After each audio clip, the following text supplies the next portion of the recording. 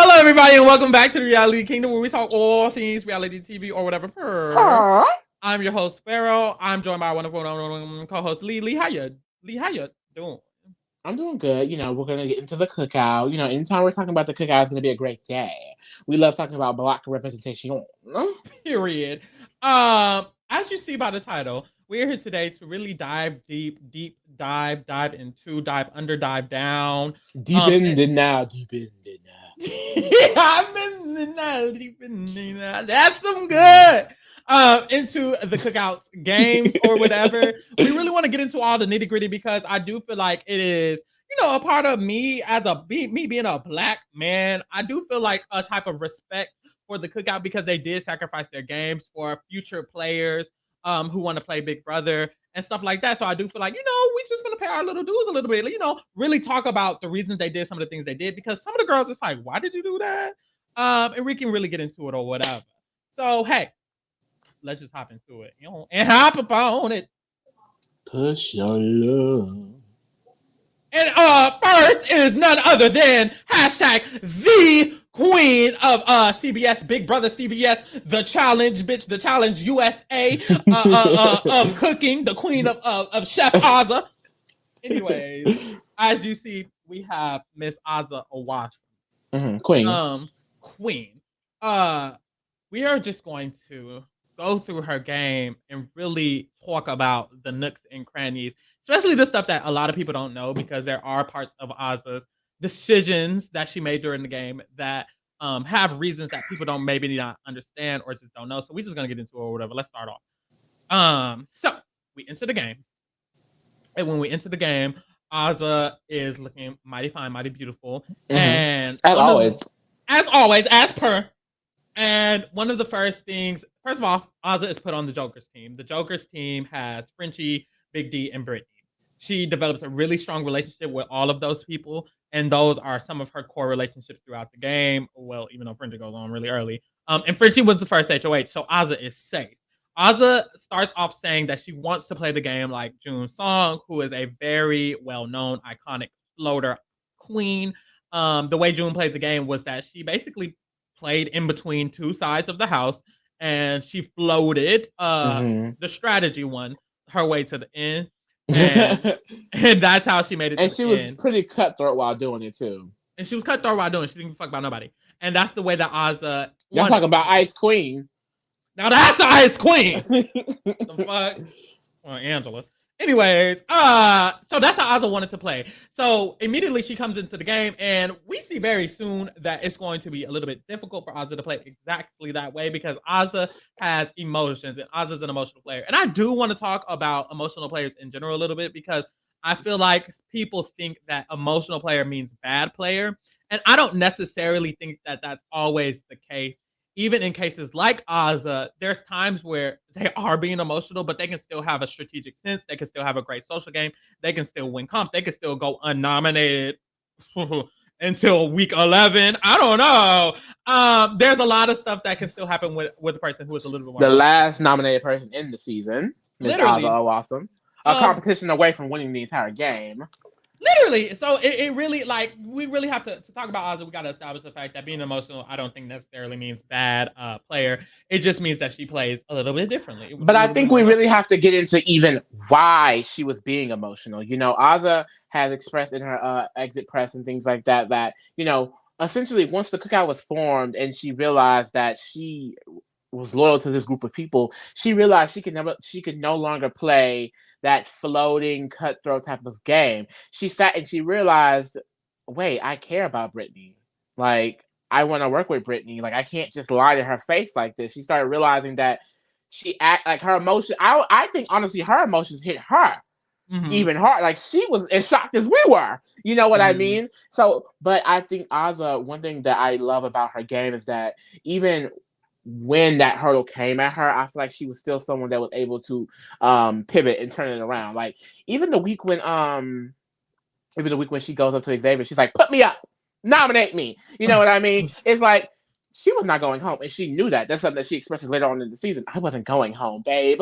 I knew that I could go up to the Brittany and still stay because I'm hashtag that girl. I feel like Azah, essentially because she was being shut out of the fake game that was going on, the royal flush structure that other players like Tiffany, Kyland, and Xavier were a part of, she and Big D were shut out of, and Hannah, but she was not included because in the fake structure of the game, the Jokers were the minority, which means that Azah she was on a need to know basis because one, the Cookout didn't meet, and secondly, she wasn't in that other big alliance, and she didn't necessarily know about information in the royal flush because it didn't matter because that was the fake alliance. But she's still a person, she's still a human, and then you're expecting her to sit there and be like, well, I'm gotta be loyal and trust these 6 people who are clearly working with other people but telling me they have my best interest. It's like we have to really be logical about the fact of why she was being so emotional. And that's a perfect way to describe it. And I really want to talk about the whole fake structure of the season because had it been the real structure, Azah would have clocked it. Every season we have this majority alliance and we're waiting for the people in the minority to clock it, to understand what's going on, to really see the game board. And Azah did. Very quickly, Azah knew that, okay, Tiffany and DX are clearly working together. They're clearly working with the Kings because the Kings don't want to put up the Queens, and the Queens are working with Derek X. She really knew the entire Royal Flush Alliance without being told about it. Without being told about it. Even though she was in the Cookout, Azah, like I said, was not getting a lot of the information, and it was because it was believed to be the fact that she wouldn't be able to handle it, even though it's not that she couldn't handle it, it's just y'all are not telling her shit.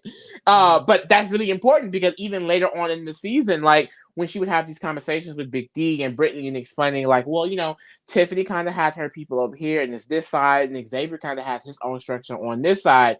And that was the fake game, quotations. However, without a Cookout structure, it low-key would have been a real game, and Azah honestly would have been in one of the better positions. And it would have been even more iconic because she understood her position and she knew what she needed to do to play it. I feel like that was a very small but clear example as to how good of a player Azah could have been in the non-Cookout structure. All 6 of these players had to change the way they needed to play and the way they wanted to play for the Cookout. And I think Azah is a player who she benefited one of the most at the end, but she also sacrificed a lot too because, like I said, the emotions came from that connection. If that connection wasn't there, those emotions probably doesn't come. Azah becomes the next queen floater in history. Literally. You know what I mean? But, I feel like you do have to take into account all of these players, the things they did for the Cookout. And I'm personally not going to judge them negatively for those things because they did it to get to 6 of them at the end. And guess who was at the end? All 6 of them. So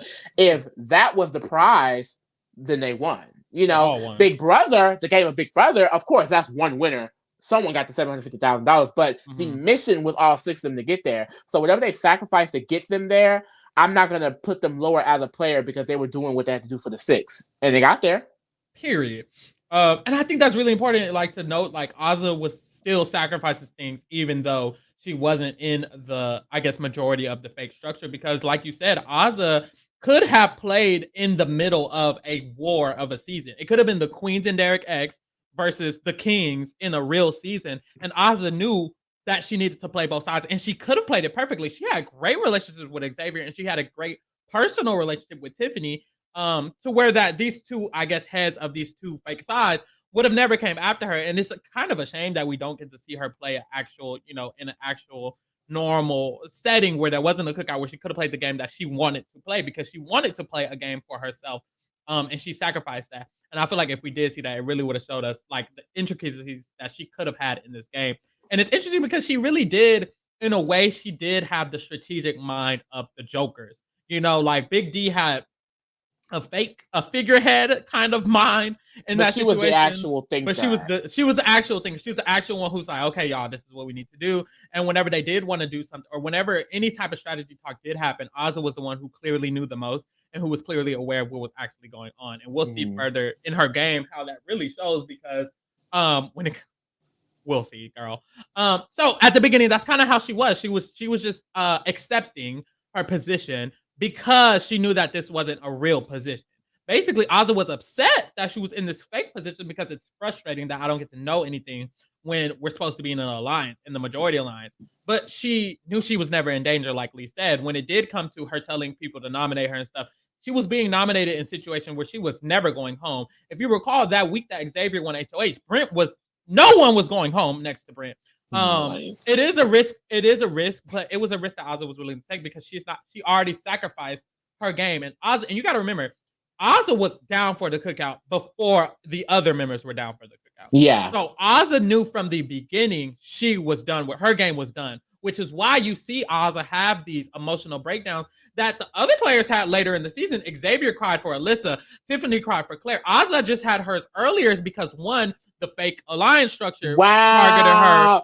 I never looked at it like that. Targeted hers first. Like she had to Azah had to get the butt end of the cookout, illusion that was created. And she just had her breakdown earlier. She was, as you saw, she was cool, calm, and collected after the first 2 weeks. Yeah, right. She was consoling Tiffany when she had to do it with Claire. She was like, girl, you just gotta talk to her. Because she had already knew. I've never looked at it like that. Wow. And the girls don't, because they're trying to hate on my girl. But no, literally, basically, Azah just accepted. Azah accepted what the other people were trying to hold on to. Xavier was trying to hold on. Maybe Alyssa could be the last one. Tiffany, maybe Claire could be the last one. Azah accepted it week 1 when Brittany and week 2 when Brittany and Fritchie got nominated. She accepted it and she was like, okay, I got to lose my people. And they just kept doing it over and over again. So and like she was well within her reasoning to be pissed. And then their people had to go, and she was like, well, I'm not gonna be nominated. Anyway, and then she was chilling throughout the jury, and it really shows she just basically was down for the cookout before anybody else was really down for the cookout. Other than I want to say maybe Hannah, but Hannah wasn't even in it. So yeah, hey, Hannah. So Azah very much so accepted it.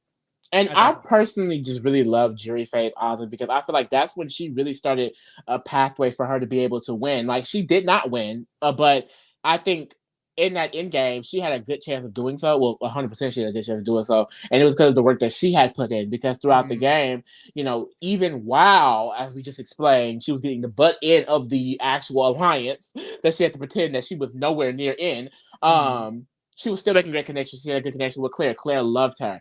DX in his week, in week 5, he included her on the plan of backdooring Christian. Only a few people knew Azah was one of those people because he trusted her that much. Sarah Beth trusted Azah. Alyssa and Christian, even though they didn't talk game with her, they loved her honesty. They respected her as a person. She built this energy and aura about her and her game in itself, to the fact that when she got to the end, she could say, I was always honest, I was always real, I said what I said, I won competitions when I needed to, and I think even while getting the shit end of the stick, Azah still had a winner path, and that's iconic. Exactly. That's iconic. That shows that in a natural setting that I feel like Azah could easily win a season, because even with all of the obstacles and the emotional hurdles she had to go across, she still, like I said earlier, was one competition from winning the whole entire thing. Exactly. And I really want to dive into that jury segment because you really got to think about it. First of all, everyone in the cookout wanted to work with Azah. Azah was the only cookout member that every other cookout member wanted to work with. Ooh, period. Get into it. 1, 2, everyone outside of the cookout had a great relationship with Azah. In the jury stage, Brittany, Sarah Beth, Alyssa, and Derek X all had very, very strong relationships. And Claire all had very, very strong connections to Azah. She's one of the only cookout members who all 5 of them had strong connections to. It was not common. The other girls didn't really like Xavier. The other girls were mad at Kyland. The other girls were mad at Big Tiffany, D, because Tiffany's that girl. But Big D, you know what I'm saying? Azah had the best social game out of everyone in the entire house. Reason why she was the last nominated. Which is why she was the last nominated. And I just really think that jury face really shows that even though you don't, that's another thing. Social players, people with a strong social game, the audience cannot see that as well. When we talk about social players, when we talk about a Bailey or a Brittany Haynes, it's very hard to see their game as so good unless you attach it to strategy, which is why it's hard for people to respect those type of games. But honestly, you have to be in that house to know how good of a player Azah is. We know now that the game's over, every time someone talks about Azah is so great. You look at her Instagram comments, everyone loves Azah. And in that house, you can tell that was also a thing, because the way that she had those jury members, everyone in the jury stage liking her, wanting to come up with a reason to vote for her. Even at the end, they were like, something, let's think of something, y'all. And it's very important to note that, even while playing a pretty passive and under the radar game, it's hard for a lot of players to still have that respect at the end. And Azah still had that respect to the point where if she had won and took Xavier, it was not a non-zero chance. You know what I mean? So I just feel like you really have to put respect on that because, like I said, not a lot of people can do that, can play under the radar and not necessarily be the outright player and still can be at the end and have a good chance of winning with a respectful win at that. Exactly. Period. So going into the end game for Azah, I feel like this was a lot of her game was in this point because that's when the game really started for the Cookout members. So kind of to set it up, she had a final 3 with Xavier and Big D. So throughout the entire game, she had a final 3 with Xavier and Big D. In her mind, she was a final 2 with Big D. And then on the other hand, Tiffany and Hannah were trying to pull her into a final 3 with them. So at that point, Azah's kind of in the center of the Cookout. And she don't like that man, Kyland. She doesn't like Kyland, which is why I didn't mention him. And she's basically in the center of the Cookout structure. So going into the final 6, it's kind of like Azah wants Kyland to go. The reason that changes is because when Kyland wins the top 6 HOH, he decides to make a deal with Azah. And so he makes a deal with Azah. He said, if I don't nominate you this week and you win the next HOH, can you promise to not nominate me? Azah is a woman of her word. She said, Azah, okay. Keep her word awesome. Keep her word awesome. She said, okay, that's fine with me.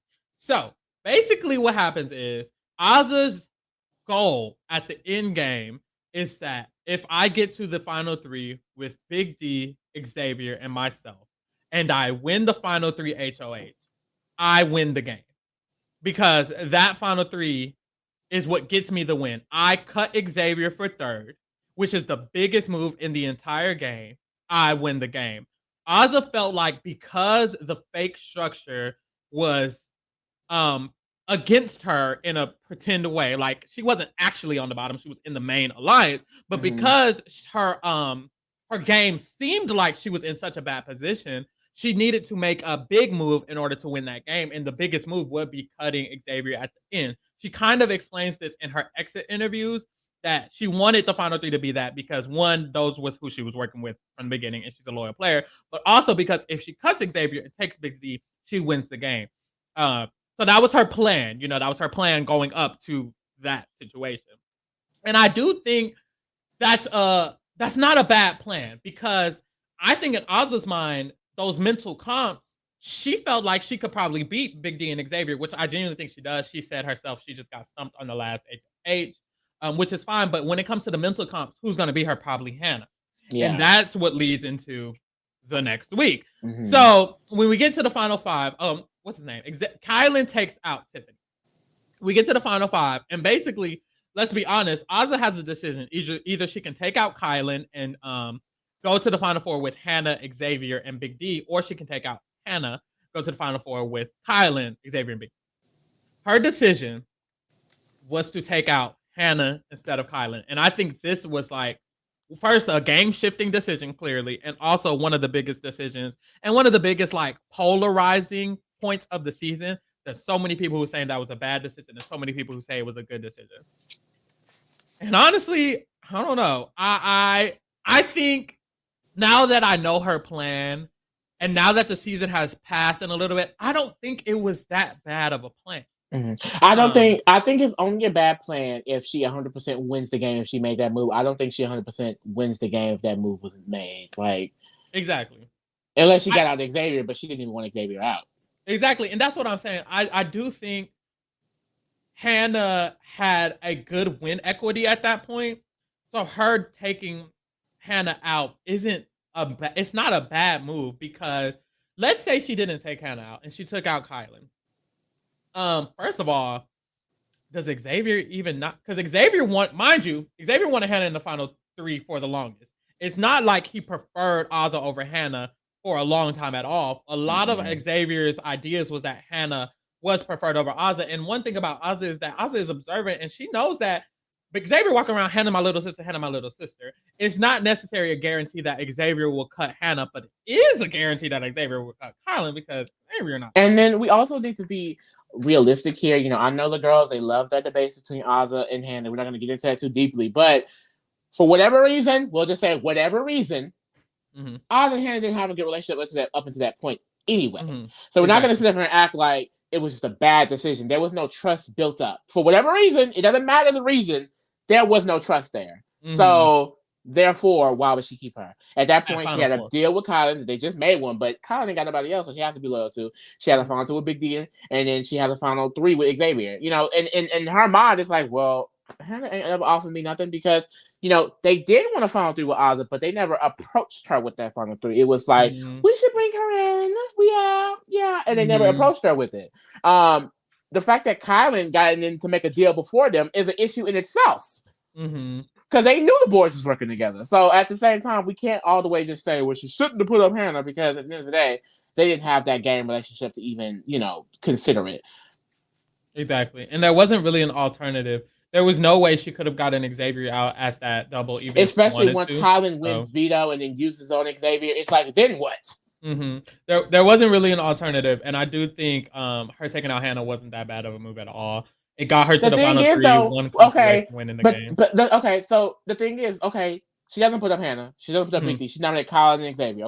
Kyland wins veto. She puts up Hannah anyway, and then Hannah probably still goes. Anyways, that's the thing. She really didn't have an option other than there was no option because even if she did target Kyland, he wouldn't. And now you're a target because Kyland and Xavier looking at you like, bitch, you just nominated us. Exactly. So honestly, I do think it wasn't that bad of a move. And Azah is a smart girl. She's a smart thinker. She didn't have a deal with Hannah. There's no guarantee that. Mind you, Xavier won the next HOH, so she did nominate him, and he didn't go home, which he wouldn't have because Hannah would have had to be the renom. Xavier wins the next HOH, and he wins the next HOH and veto. So what incentive does he have to keep you now?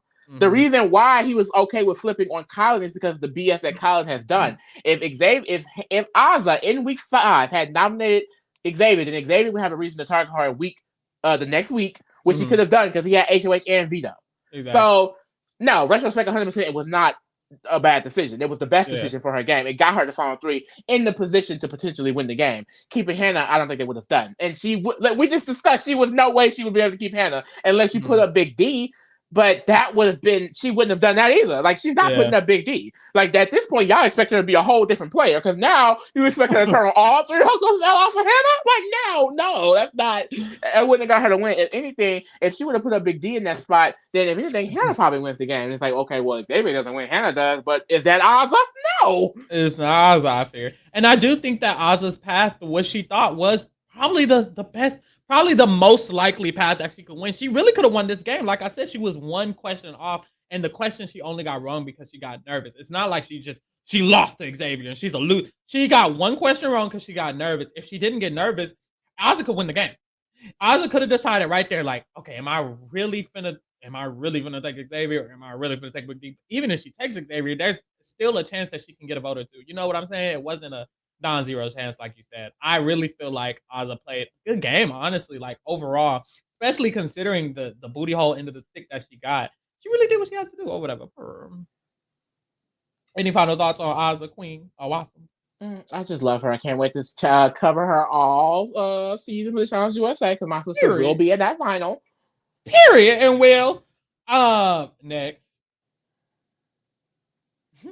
we will be talking about Big Daddy D. Delicious. Big Daddy Delicious D. First of all, I do want to say this might be a hot take. I don't think Big D a bad player. Me neither. Not hot over here at the Reality Kingdom. Pretty cold, I fear. Pretty cold here. The girls are. I feel like a lot of the girls try to put a lot of other things into the game. I do think Big D has a personality that maybe people don't feel comfortable with. But me personally, I'm talking about game and game only. And honestly, game and game only, we gonna have a lot of shit to say about Big D because he was eating the girls up. I don't know what to tell you. He was doing a lot. We're gonna have to hop into it, or we're gonna run out of time. He was doing a lot. So we start off. Big D is a part of the Jokers. Like Azah, he has very good relationships in that because he immediately makes a final two with the first HOH Frenchie. First of all, that's good game sense in itself, but we move.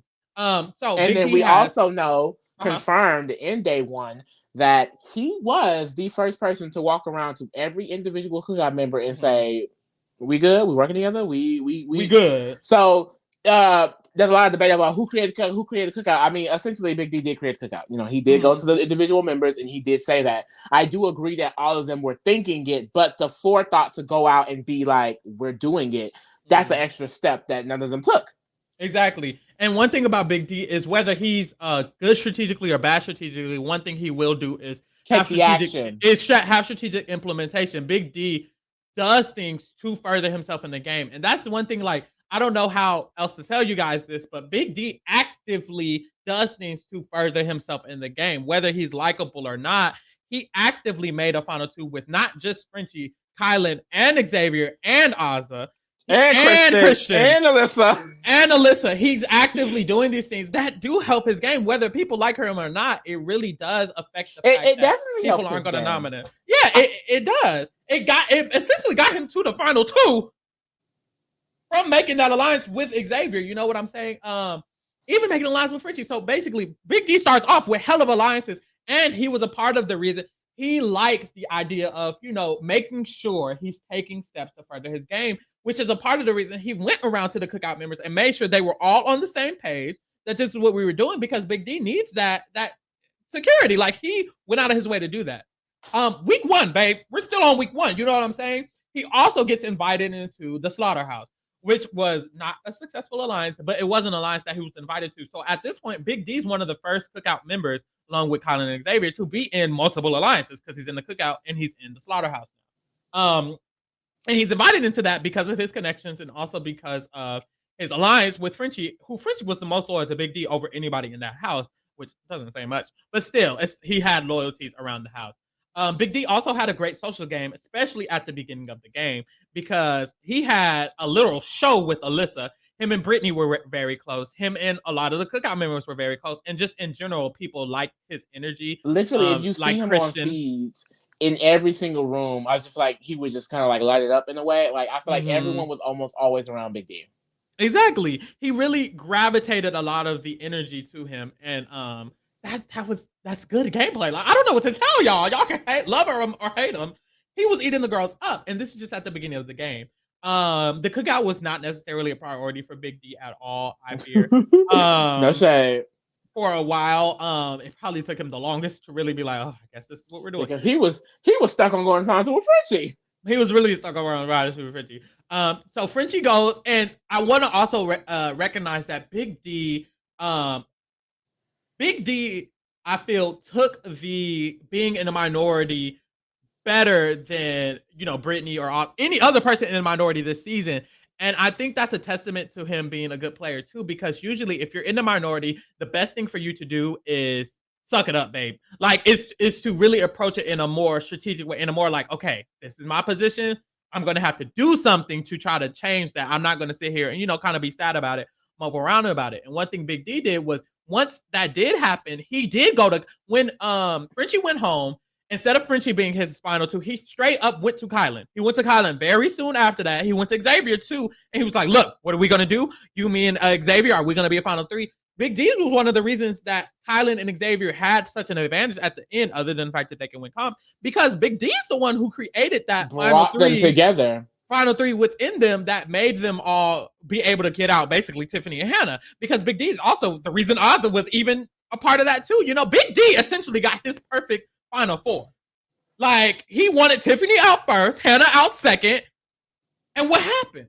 I think we, like, if we're being realistic, the reason that sets Big D apart from the other players is the respect thing. I feel like for some reason people don't respect Big D, and it has a lot to do with the competition ability, and that comes down to the unfairness of the game. Point blank period. These competitions are not equitable for every type of person that goes in that house. I mean, another example would be JC and BB20. He he's a shorter person. A lot of those competitions, he was overstretching his body to the point where he would be not physically able to compete in the competitions. I mean, people want to bring up the percentages and things like that. Well, more than America is plus size or overweight.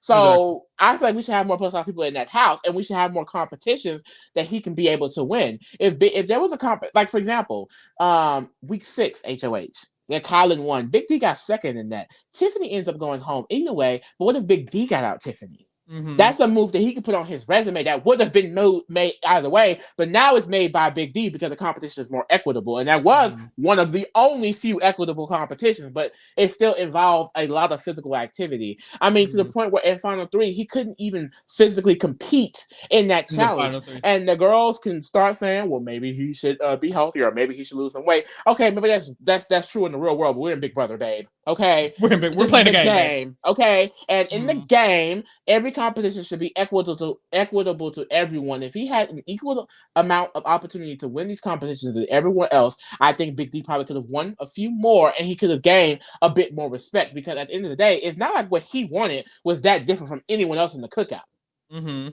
He wanted almost the exact same thing, while also, being self-interested. I think a lot of the players, but they couldn't find a nice balance with was being self-interested while also playing for the group. And I think Big D, out of every player in the Cookout, played for himself at the end of the day while working within the Cookout. Because, like you mentioned, Big D and Azah, I feel like, in a sense, were aware of the Cookout structure and more loyal to it earlier on. So Big D, he took the opportunity to form his game around it. Essentially, he didn't, I mean, you can say he was doing nothing, but he didn't need to worry about the targets and who was going home because he knew what it was at the end of the day. Yeah, he had a role and he played it. A lot of, his argumentiveness with Tiffany and things like that made people think they wasn't going to work with each other. I mean, they genuinely thought, there's no way Big D is getting out Tiffany. There's no way. And the thing is, Big D really didn't like Tiffany in that moment, but Big D wasn't getting out Tiffany. Big D was not going to actually vote her out, or if he did win, nominate her unless it was at top 6. So it's like, I don't think that it's fair to say any of the players in the 6 didn't benefit to the 6, because the point was to get to 6 at the end. They all benefited. They all had roles that they play, and I do think Big D played his role really well. And like I said, I think if he gets a few competition wins, what's to say he doesn't deserve to be there over Xavier? Because I think in the end game, he said it a lot. He was like, why does Xavier deserve it more than me? And I have to be honest, I think that's true. Only thing Xavier has over him is the competition wins, point blank period. I think if Big D was athletic and could win those competition wins, there would be no difference between Big D and Xavier. Just like there's not really a difference between Kyland and Xavier, because they're both able to win competitions. It's like the only thing that sets them apart is the comp wins, and that's not a fair assessment to have a player that he can be. I agree 100%. Because, for example, Kiefer and BB Can if he didn't win competitions, is Kiefer now not one of the best strategists in Big Brother Canada? He probably would have been considered that. He probably would have been considered one of the worst players. They probably looking at him like Big D, like a joke, which is some bullshit. And I also, one thing I like about Big D is, as you mentioned, the competitions were not equitable. And Big D mentioned that throughout the entire season. He continuously mentioned the fact that this is not necessarily fair. And I feel like being aware of something that sets you back is another thing that I feel like can indicate that he knows what the fuck. That's the thing. People try to act like Big D is big delusional. Big D was not necessarily delusional, because low-key he did know what the fuck was going on. Like, I hate to say it, I hope I don't sound ridiculous. Of the people who were in, the end game, who were discussing what happened in the game, Big D was one of the ones who was like, y'all, low-key, Tiffany was doing shit. And it's like, it shows, I feel like, the awareness compared to the other girls, because the other girls, I'm not gonna name names, genuinely did not know Tiffany was doing shit. Azah knew straight up point blank. Big D was trying to pretend, but even at the end of the day, he was like, I'm gonna be real, Tiffany was doing shit. Yeah, when he got mad and when it came out, he was like, even Tiffany deserves to be here more. Like, so he was definitely way more aware of what was going on. He knew, like, they have to play the game they have to play. This is the role we're kind of in. It really just does not matter at the end of the day, because it didn't. It didn't. It really didn't. Because at the end of the day, think about it. It doesn't matter, because they were all playing for the 6. They were no longer playing for an individual game. So it didn't matter what Kyland, it didn't matter what Tiffany, it didn't matter what Hannah, it didn't matter what anyone else was doing, because they did all that, still got to the 6, and the three people who y'all were saying doing the most got out first. Hey. So, I mean, it just goes to show, like, it doesn't matter what work you put in. The point was to get to the 6. And after that, what do you do then? And I think that is what sets Big D apart because we're going to talk about it later. I think Xavier was the best set up in the Cookout, but active work inside of the Cookout structure, I think Big D did a lot of that. He definitely made sure that he was set up in the Cookout structure at least. Because even if Hannah and Tiffany got that win, they wanted to target Big D. Was Big D going home? Was Big D going home? I don't think so. They would have just targeted Kyland and Xavier anyways, though. That's the thing. They're saying they wouldn't have did it. They would have targeted Kyland and Xavier, not Big D. And that's the thing. Like, I really do feel like Big D, he set himself up, like you said, within the Cookout. And I feel like that's what really pushes him forward because he was just not going to go home in that structure. And another thing that I feel like people don't necessarily give him credit for, which I feel like he does have a little bit of influence about, is the Tiffany hate train. Because he was on the Tiffany hate train for a long time. And when it got down to Xavier and Kyland finally hopping on that, a lot of the commentary they said was like, Big D was right. Or, you know what, Big D? And they went to Big D about it. And it shows that when Tiffany did mess up, a part of the reason that Xavier hopped so heavily on that was because he knew other people felt that. So Big D expressing his feelings towards Tiffany essentially helped him get her out because once Xavier didn't like Tiffany, he knew Big D didn't like Tiffany. So every time Xavier wanted to talk about it, who he go to? Big D. And it helped the narrative of Tiffany going home basically happen because of Big D's hatred for her. I hate to say it, like him being vocal about that really did help. And I noticed in Big Brother that when you're vocal about like a target, it can help because it makes other people feel like, it makes people think. And when they do something, when they slip up, and that's what happened. So, hey, look, I hate to say it. I hope I don't sound ridiculous. I feel like Big D had a little bit more influence than it seems, but we move. When it gets to the end of the game, that's really the core. When the Cookout actually started, Big D was set up with his final 3 with Kyland and Xavier. He had a final 3 with Azah and Xavier. He had a final 2 with Kyland. He had a final 2 with Xavier. And he had a final 2 with Azah. So, at that point, he had a final 2 with 3 people, and he had a final 3 with 3 people. Like, I don't know what to tell you. The other 2 people, regardless, like the other 2 people went home 6th and 5th. I don't know what to tell you. I hate to sound ridiculous. And that's the thing. Big D. The 2 people he wanted. The 2 people he wanted, and Big D aligned himself with the people who were good at comps, which is what you're supposed to do in Big Brother, which is what Tiffany did kind of do because she tried to align with Xavier, and then she tried to align with Kyland when that didn't work because she knew that she needed people who can win comps. And that's another thing that's important to note. It's like I said, Big D in general had to play the role he was given. He knew he couldn't win those competitions, so he aligned with people who win competitions. If he could win competitions, maybe he wouldn't have been that loyal to Xavier and Kyland. But he needed them to get further in the game, which got him to final 2 in his $50,000 check, I fear. Period. So, like you said, basically what happens is the 2 people Big D wants to go home goes home. He makes it to the final 4, and at this point, he gets the decision of who's getting 4th, whether it's Azah or Kyland. Honestly, at this point, Big D's not going to win. So it doesn't necessarily matter what he's going to do, and he ends up just doing kind of what Xavier wants, which is for Kyland to go, so that he can get brought to the end. And in Big D's mind, he thought that the perception of him wasn't as negative as it was. I can't necessarily blame him too much because he don't know people are talking shit behind his back and literally laughing at his face the entire season. He doesn't know that information. And honestly, like, I feel like people treat him as a joke because his personality. He was playing the game. Like, it's not like he was just sitting there. They kind of treated him like he was just sitting there or he was just a joke. But honestly, Big D was playing the game in some way, but not enough for you to sit there and cap for him, Kyland, no shade. But so he wasn't gonna win. So when he gets to final 2 and it's him and Xavier, he loses the game. Like, that's great. But honestly, I feel like Big D did have some arguments that he could have made. It's just the way that he was perceived, and perception is reality in Big Brother, and Big D was always perceived as, like, not a serious player, unserious, and that was kind of his downfall. But hey, other than that, I do think he was not that bad of a player. I hate to say it. Yeah, no, and like, I just want to say, like, there's no way we're going to sit up here and say that Big D, Big Daddy Delicious, the final 2 of BB23 is a lower tier player. I feel like he's the worst player ever. Like, we're not gonna sit there and say he's the worst player that ever set foot in that house. When you got Victorias and things like that, we're not gonna do that. Not in this household. Not over in these parts. Not a black man, I fear. We would just be lying, I fear. It would just be, but that's the thing. It would just be a lie. Minus being black, it would just be a lie. He played a pretty decent game. If he had 1 or 2 competition wins, he would be just as deserving as Xavier, in my opinion. So, hey, and speak of the devil.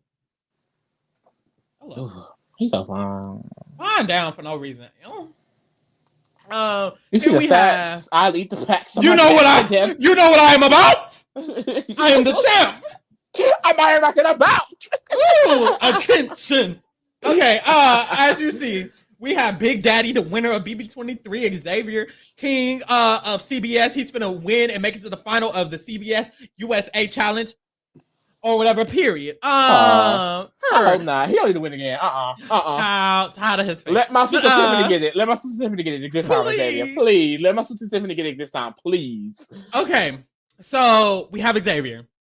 Xavier played a very just clean game. It's crazy.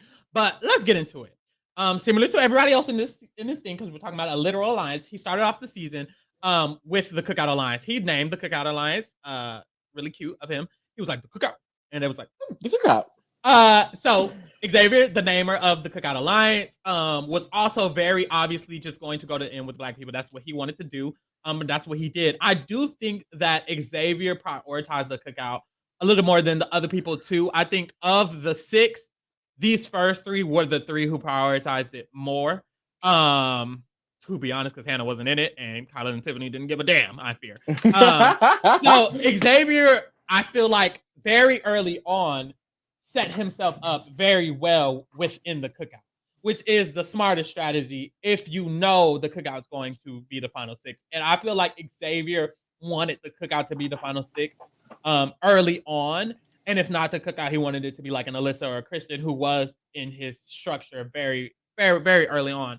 So Xavier put a lot of his energy into the work on Big D, on Hannah, on Azah, on Kyland, and even on Tiffany. I feel like Xavier put a lot of his work into the members of the Cookout very early on. He also was a part of the Kings Alliance, which was a very dominant team throughout this season, which low-key is kind of luck because, they chose each other. It's not like it's not like he did something to be a part of the team. But he was a part of the most dominant team in the season early on. So it really set him up very well. So even though week 1 was kind of rocky for the Kings, after week 1, for the next 4 weeks, the entire pre-jury, the Kings had very strong control over the house. Xavier was a part of the first 3 alliances because he was a part of the Slaughterhouse, he was a part of the Cookout, and he entered into the Royal Flush. So Xavier was always being invited into these very strong power groups. He was also in the Kings Alliance, which was a strong power group. An early on point was Xavier winning his HOH. Xavier won the 3rd HOH. When he won the 3rd HOH, the house target was Brent, and he very much so executed that. I feel like winning an early HOH is very important to in-game for a player, and I think that Xavier utilized his 3rd HOH well, because what it did was it solidified the structure that was made the week before. A lot of the times when an alliance is made, if an HOH isn't won by that same alliance the next week, then it's not going to be able to stick. So I do feel like Xavier winning the HOH right after the Royal Flush was made really helped solidify, like, okay, this is going to be the structure. It's going to be us, and we're going to move along.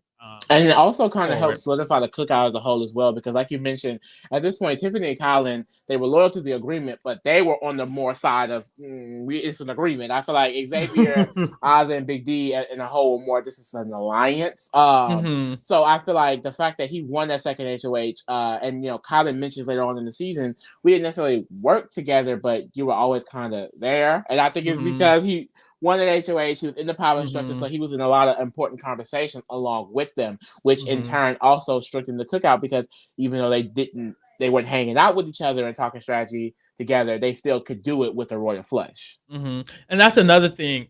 Speaking of like his relationship with the Cookout, I think Xavier used his HOH very well with the relationships with the Cookout. I just rewatched it, and during Kyland's HOH, he didn't necessarily have a one-on-one conversation with every member of the Cookout.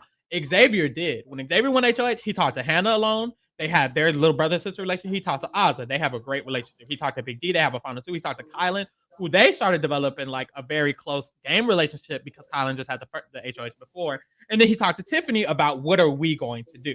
So it was very much so He talked to every single member of the Cookout in such a personal way, and no other member of the Cookout was doing that. The entire game, really talking to every single member in a game manner too. And I Yeah. really think that's what immediately set Xavier up Because they very all felt well. like they could work with him. Like it was Exactly. a lot of unsurety in the early days of the Cookout, but Xavier, along with Azah, it seemed like most of them wanted them on their side. Exactly. Like Xavier was gonna be good regardless within the Cookout structure because of the way he had everybody feeling. Even Tiffany was like, I want the final three to be Xavier, Tiffany, and Hannah. Kyland wanted Xavier in his in games, and so did Big D and Azah. So everybody wanted, and so At did some Hannah. point, everyone wanted to work with Xavier. So that's pretty impressive because at the end of the day, and I do see some of the girls make this argument, and I will give them that. The fact that they were playing for the Cookout, I think having the best game within the Cookout structure is something important to note. And I do think, obviously, because he won, he definitely had one of the best games within the Cookout structure, and that's work that he put in. You know, because like you just stated, not everyone was doing that. And now that we talked about it so many times, it really is coming into perspective. The final three of the Cookout were the three members who were the quickest to accept that the Cookout was going to be the end game. Xavier, Big D, and Azah were the three first people who were like, okay, Cookout's going to be end game. I'm going to work it within the Cookout. It took Hannah, Kyland, Hannah been down for the ride, but Hannah just wasn't in the car because they didn't. She wasn't in the ride. She wasn't even in the car. But it took Kyland and Tiffany forever to decide to be rolling for the Cookout, and by then Xavier had it on lock, and so did Oz and Big D in ways. Like they kind of had been working within the Cookout the whole time because they're thinking, well, that's our own. First of all, it was Big D and Oz's only shot, and Xavier just wanted to do that because honestly, he had a lot of control within that situation as it was. He had a great relationship within that. So it was the first three to really figure it out were the first three who benefited for it the most, and I feel like Xavier benefited from it the most because he was set up the best. I also feel like Xavier just naturally had the best shot at the end game because of the way he's able to win comps, and we'll see that throughout the season. So moving along as we get into entering the jury stage and the Cookout solidifying extremely for the rest of the girls, Xavier starts getting a little nervous because his numbers start to go. But it's interesting because even though Christian went home and then Sarah Beth was going home quickly after that, and Xavier started getting nominated over and over. It's interesting because Xavier was never going to go home, first of all, because the Cookout was the thing. But I do feel like Xavier didn't necessarily handle it too bad. He started getting frustrated, but I feel like him handling the fact that he was getting nominated really upped his perception. And we talked about this a lot with Big D. Xavier's perception grew and grew and grew because he was getting nominated and not going home. He was getting nominated and winning vetoes. He was winning HOHs, and then the next week he got nominated, and the next week he won a veto, and then he got vetoed by Hannah. So it really built up Xavier's reputation as a player as we went along throughout his game, especially in the jury phase. And honestly, by the time the six got to the six, everyone was voting for Xavier just because of the reputation that got built up around him. And honestly. I think, and Kyland kind of spoke about this on the season a bit too. I don't like the way he kind of approached it, but he did mention like, you know, Xavier has unearned, I want to say like likability. I don't think it's necessarily unearned, but I guess you could say unearned in the fact that he was born with it. But I mean, it's his. He was born with it. Like I mean, it's more like natural. It's natural. It's like, you know, this is life. You know, Big Brother is a social experiment. You know, Xavier. You know, he just has natural charm and natural physical attributes and natural gorgeous down ability, you know, and that's something that he's going to have every single time he plays this game until he's probably like, unless he's like 90, but he's not even going to be playing when he's 90. Like that's something he's going to have, and that's going to be a benefit that he always has. So it's like we can't in this situation, I feel like, take it out of him as an overall player, because if he plays again, he's going to still be able to win those comps. He's probably still going to be able to have this charm and this likability that people want to work with. So I feel like, yeah, he does have these natural attributes, but they are his. And I do feel like with even a pretty passive and underrated game, he still used them in a way that got him the win. Because like you said, a lot of people wanted to vote him. A lot of people respected him. Like just his overall presence. It was like, that's a man. You know, I want to vote for a man. You know what I mean? Azah at the end, you know, she herself was like, I can win if I take Big D, but I want to take Xavier because I kind of want that to be the representation. Because, you know, a lot about this season was who's going to kind of essentially represent the Black community as the winner. And like people felt like, you know, Xavier just best represented that.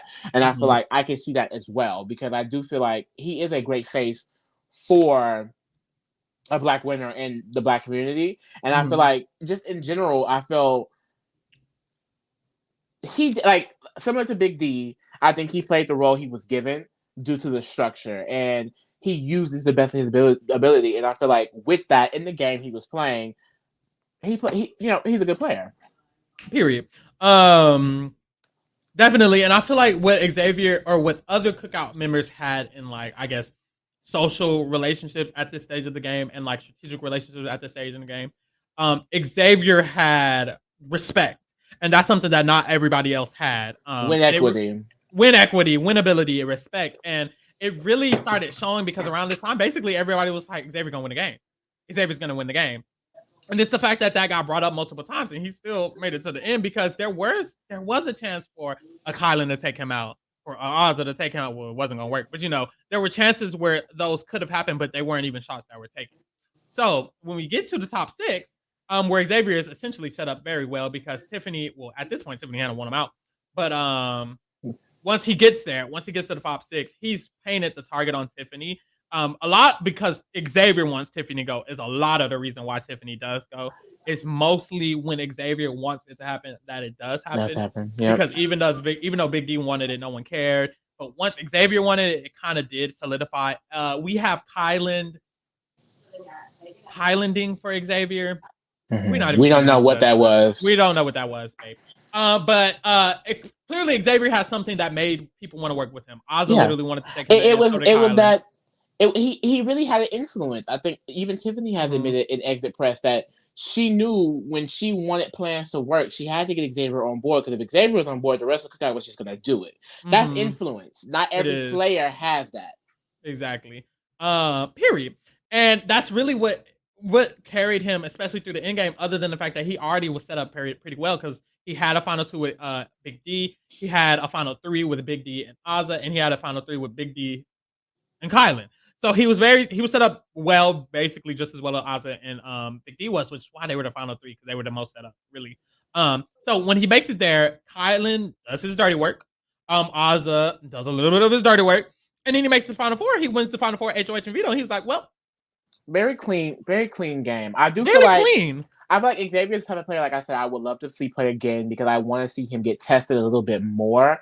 However, like I feel like with the situation he was given, I think he played very well. And I feel like compared to some of his other counterparts, like a Cody and a Casey, I do feel like I will put him definitely higher than Casey, but for sure up there with Cody because I feel like both of them we've mentioned before. They've had definitely similar structures, the committee, the Cookout, and they benefited the most from them. And that's pretty deserving when you have kind of like this overall just presence that earns you that respect of the win.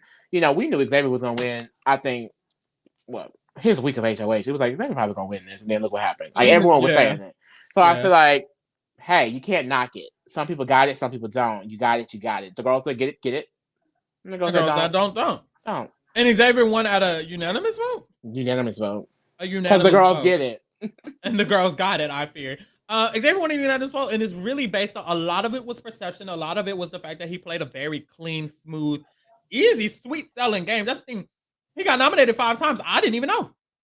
It did not feel like it. The way that I knew he was going to win, it didn't even feel like he was nominated so many times. And I feel like a lot of people in the jury kind of felt similar. Like Xavier, we knew Xavier was going to win when we got out, and I got 11th place. You know what I'm saying? But pre-jury, we felt like Xavier was going to win. Xavier really just played a very smooth game, and even down to the fact that the Kings were the last people with 4 people in it. The Royal Flush made it so far. The Cookout was the end game. Everything he was a part of just made it so far in the game. Like it was just so smooth selling, not on paper, but in terms of the position that he was actually in. Next. Who next? Oh, here go your girl. Miss Chada. It's your girl. Miss Hannah Chada Queen. BB. So Hannah Chada, she has an interesting story. I do feel like of the stories we've talked about, Hannah is one of the more interesting ones because she, unlike Big D and Azah, even though she wasn't a part of the structure, she ended up a part of it. And unlike Xavier, she didn't win. So she had some turmoil, baby. So let's get into it. Same thing. Actually, it's not the same thing. Hannah doesn't just start off in the cookout, I fear. So the cookout exists and Hannah exists. Separately, as separate entities. So essentially, you know, she wasn't fully brought into the cookout at first because there was an idea that because she was too young, that she wouldn't be able to handle a lot of the strategic conversations, the secrecy of it all. However, Hannah was saying to herself while they were doing that I'm gonna be 100% loyal to them because I have to, black representation. Hello. So she always been down for the ride, and I feel like Hannah in those early weeks, it wasn't looking too good for my sister. Personally, I was so happy to see Hannah. You know, she's younger than the cast. You know, she's younger in general. She's Gen Z. I'm Gen Z. This is like the first kind of like this personality type I feel like we've seen in the Big Brother house. So it was just fun. It was definitely fun to see how far she could have gotten, and it was great to see how far she did get. But earlier in the game, I think a lot of people were kind of a lot of people they didn't know how to feel about Hannah because, you know, she was pretty analytical. She walked around telling people all the Big Brother stats in the world. But it was scary for her because she wasn't really getting brought into any alliances. Like, she knew about the cookout agreement, but she didn't know about the cookout, if that makes sense. But she wasn't into the slaughterhouse. She wasn't into the other thing that was really being in the main. And it didn't seem like she knew about it either. It didn't seem like she knew about any of it either. However, one of the things that Hannah was making sure that she did was, you know, make sure her individual connections were as good as they could be. Because, you know, one of the ones she started working on pretty early on was Alyssa and Christian, which, you know, we're going to speak into, turned out to be one of her biggest saving graces in the game. And I feel like the reasoning behind that was because, you know, she definitely knew that she needed to stick with some of the power players. I mean, most of the power players she was working with in the cookout, but, you know, she went out of her way to, you know, extend that olive branch to them to make an alliance with them. But other than that, she was still pretty complacent in the game. One of the biggest moments before the solidification of the cookout and she was fully brought in was the Brent week. She wanted Brent out. They threw the HOH. Brent went home. You know, that was all good and dandy. But even still, she wasn't really brought into anything. Exactly. So it was still pretty bad for her. But then we get to her shining moment, which is the week that Christian wins. And the target was originally on Brittany and Azah, the Jokers, but then it was put on to Hannah and Whitney, which then it was put on Hannah by Sarah Beth and Alyssa. And essentially everyone in the cookout that week was trying to get the target off of Hannah. Xavier, who put it there, couldn't get it off. Tiffany couldn't get it off. Kyland couldn't get it off. To the point that they were like Xavier even mentioned, like, ooh, maybe we gotta let her go. It was bad for her. Mind you, at this point, she doesn't know about any alliance in the game. She thinks Christian and Alyssa are her closest allies, and she's literally going to be targeted by them. And she literally get cut by the cookout too. It's bad for her. Yeah. But, you know, Tiffany, who has been building a close relationship with her and you know, wanting to pull Hannah in more because she's seeing the intelligent woman she is. She's seeing that when she is told information, she's not just being dumb about it. She's actually offering real information. So Tiffany, she goes to her and she's basically like, look, girl, you in danger, sister.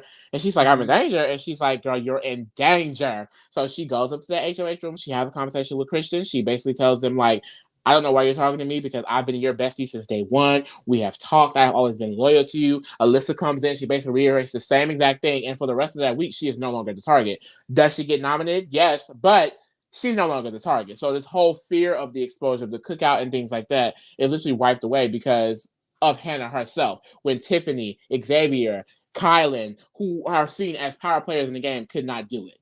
They were getting shot down by Sarah Beth, y'all. Sarah Beth was eating them up in a second. And Hannah went in there due to her own connections. That's why it's important to note she wasn't in alliances. She wasn't forming any structures. But one relationship that she decided to focus on, well, two, and Christian and Alyssa, was the one that kept her safe to be able to make it further into the game because it's not a non-zero chance that she would have went home that week because the girls were discussing it. And that's the thing, like, this is, I feel, the point where Hannah's game got, you know, turned on, like a switch turned on, because unlike Azah and Big D, Hannah got let into the fake power structure of the game at this point. When this happened, Tiffany and I guess Xavier and Kyland kind of were like, mostly Tiffany was kind of like, okay, we're gonna let Hannah in the fake structure.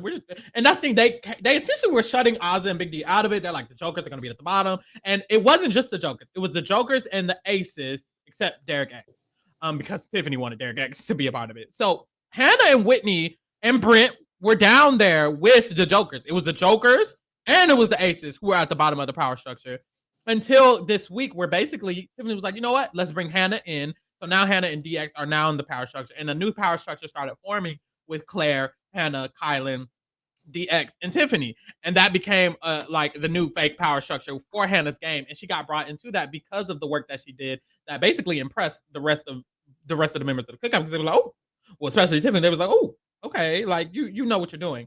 So throughout the jury stage, Hannah really like went to work when it comes to, first of all, gaining a rapport, gaining respect as a player, because respect is very important in this game. And honestly, Hannah didn't necessarily have that, especially at the pre-jury stage. People were like, oh, she's just too young. She can't hold water. Derek X didn't think she was doing anything all the way up to when he got out. Derek X was like, Hannah don't know nothing that's going on, babe. She don't know her left hand from her right hand. It's like she did not have the respect. In the entire jury stage, she kept gaining more and more, whether it be by her relationships, whether it be by her positioning, but it just kept getting more and more and more.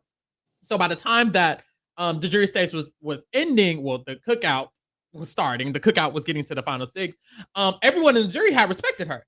Sarah Beth was like, I damn sure voting Hannah, because I couldn't even get her out. Alyssa respected Hannah so much because Hannah started making alliances with Alyssa. She started using vetoes in order to gain rapport with people. She started winning competitions in order to just gain a rapport, gain a catalog. What's the word? A resume. To win the game. So her entire jury stage consisted of her just gaining and building her resume, which was really, really positive for her. I do like the way that once she got brought into the know of the game, she used it. She didn't just get brought in and sit there. She got brought in, and then she gained a very good connection with Claire, which she did not have prior to this. She made a final two with Derek X, and she was already really close with Derek X. But she started gaining a relationship with even Azah, because at the end of the day, when it came to the end game, she knew that she kind of wanted to try to get Azah to come in close with her. So she did put in work to try to gain a relationship with Azah, at least a personal one. So she really started to put in work to try to set her up for the end game. One thing about Hannah is I do feel like Hannah was set up strategically very well because of her personal relationship with Xavier. She had a very good relationship with Xavier, so much to where Xavier was willing to go to the end with Tiffany and Hannah, kind of because of Hannah's connection to him, because he really wanted to go with his little sister Hannah. And he was almost preferring, not even almost, Xavier was preferring to go to the end with Tiffany and Hannah over Azah and Big D and Kyland, who he had way better connections with, like when it comes to like working with them and being in an alliance and all that other stuff. Which is interesting. And a lot of that was because of his relationship with Hannah. So I think yeah. I was just gonna say what I think is most impressive about her in the jury phase is her activeness as a player. When it comes to getting out targets for the Cookout to get into the end, when she was brought into the fold and actually told what the hell was going on, my sister, definitely did what needed to be done. I mean, she's part of the reasoning as to why DX was become a target, and people were dragging her because of it. But when you're talking about the six getting to the six, these are moves that needed to be made, because they were like, oh, we can get out DX here. We should, like, no, DX needs to go next week. He needs to go next week. And it was like, well, we need to get Claire. She came up with the idea to have Claire play in the secret entry so she can win it. We can get her to do what we want. She doesn't have to play next week. We don't have to worry about her. These are moves that she put into play. Even while not liking that girl, Sarah Beth. She was in a Final Four alliance, not Final Four, she had alliance with her, an agreement with her. After Kristen and Alyssa all the way nominated her, she created a Final Four with them, with her, DX, Kristen and Alyssa. Like, this is someone that is going to, create alliances when she needs to, when she is aware of what's happening. You know what I mean?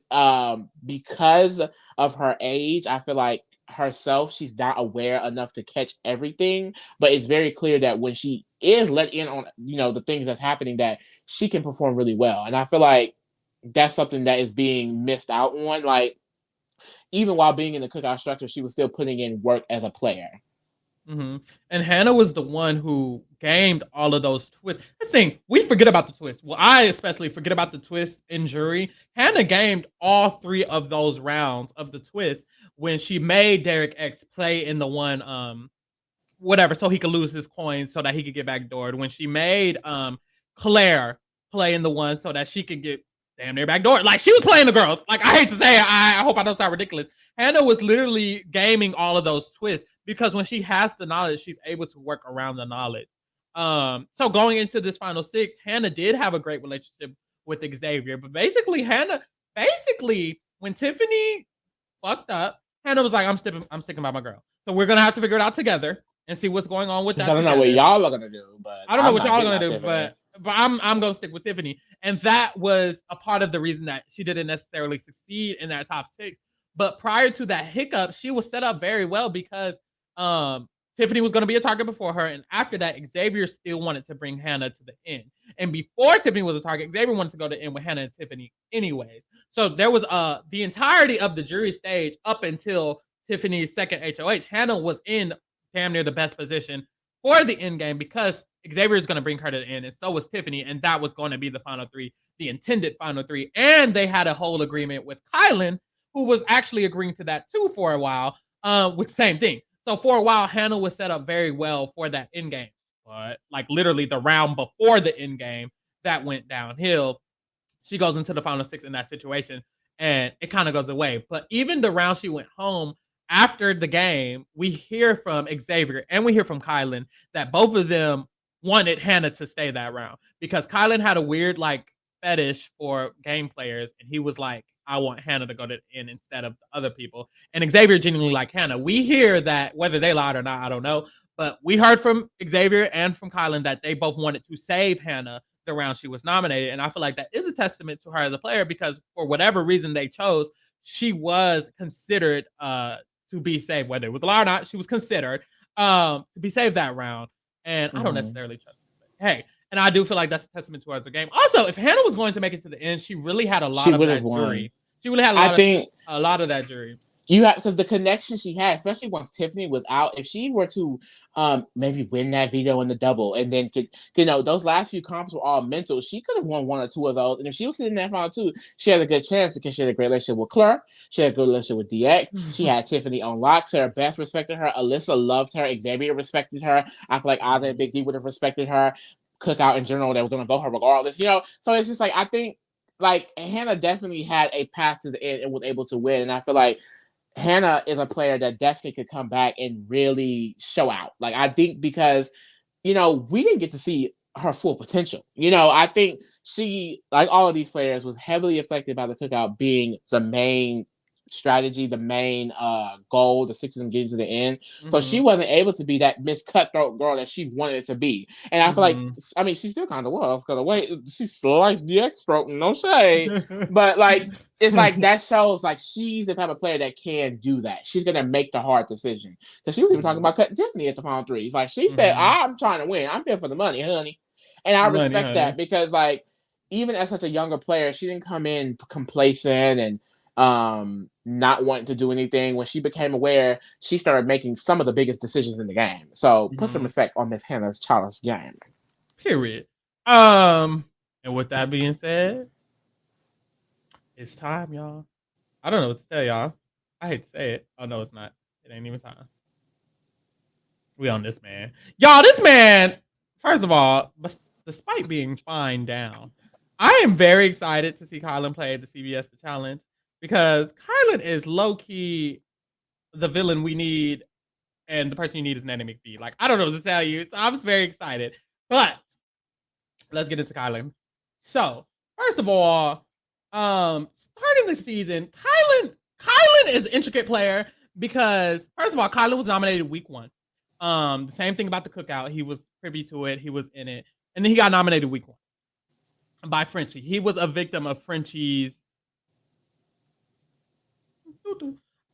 So he got nominated week 1. He was invited into the slaughterhouse and he was in the Cookout. So after surviving week 1, he developed a very strong relationship with a lot of members in the Cookout because they immediately felt for him from that nomination from week 1. Him and Tiffany's relationship immediately grew, and he also had a cute little relationship with Azah kind of at the very beginning because of that situation. I feel like one of Kyland's strong points was his connection with like Tiffany. Him and Tiffany immediately linked up as players who were in the Cookout and from the same team, and that really made him become a force. He also linked up very early on with Derek X, and Derek X was a force in this game too. He also linked up very early on with Sarah Beth. So as you see, Kyland had a lot of intricacies to his game. He had a relationship with Frenchie, which is why he got invited into the Slaughterhouse, and the Slaughterhouse opened his game to other relationships, such as Whitney, who kind of flirted with him here and there, Xavier, who connected with him within the Cookout and the Slaughterhouse. And some of the other kings who were in that. And that's kind of what led him into the next week when he wins his HOH. So this HOH is one of the most important HOHs of the season. And it's owned by Kyland, but it was ran by somebody else. But we move. So Kyland won the HOH. And basically this week he was deciding whether he's going to reformate the Slaughterhouse after he takes out Frenchie, or if this new group that was proposed to him is going to be the new structure of the house. So Kyland basically ends up deciding that the new structure of the house is going to be the one that was proposed to him by someone else, which is the Royal Flush. Within the Royal Flush, Kyland was damn near one of the most, I think Kyland was the most centered person in that alliance, even though it was seemed to be Tiffany, because Kyland and Sarah Beth's relationship was not announced to Tiffany. Tiffany's thinking, oh, I have that jackpot alliance with Sarah Beth, but I don't think at this point she knew that Kyland and Sarah Beth were them girls until after the thing was made. So within the alliance, Kyland has Derek X on lock. He has Tiffany and Claire in his team. He has a great bond with Xavier, stronger than anyone else, and him and Sarah Beth have a secret alliance. So Kyland enters the Royal Flush damn near the most secure. And that becomes the new structure of the house. And week 2 really sets up the pace of the entire game to go just really smoothly for Kyland as long as he doesn't mess up. As we see, he kind of does have hiccups because he's a little weird, but we move. So after this, Xavier wins the next HOH. And when Xavier wins the next HOH, Kyland really harps on the fact that he can use that as a bond. Kyland bonds with Xavier through that, and them to kind of link up a little bit more closely for the rest of the season. So as you see, Kyland is very well set up in this game. He's in the Cookout, and he's in the main structure of the game. So I feel like it's going to be easier to discuss what goes on as we move. So week 4 and 5 happen, and throughout those weeks, Kyland is just continuously building his position in the house. His relationship with Sarah Beth is becoming so strong to where she might do anything we want. We'll see. And so we move along. As the Cookout enters the jury stage of the game, Kyland and Tiffany have a conversation. And I feel like we said with the other people, they kind of already knew that they wanted the Cookout to be the end game. But with Kyland and with Tiffany, it was not a definite. So as the jury was approaching, Kyland and Tiffany have a conversation. They're basically like, are we doing this? What are we doing? And this is where they decide that they are going to go to the 6 with Tiffany. With the Cookout. I should say with Tiffany's child. With the Cookout. So Kyland decides that the Cookout is going to be the end game. That's going to be the end all be all. That's what we're going to be doing, sister.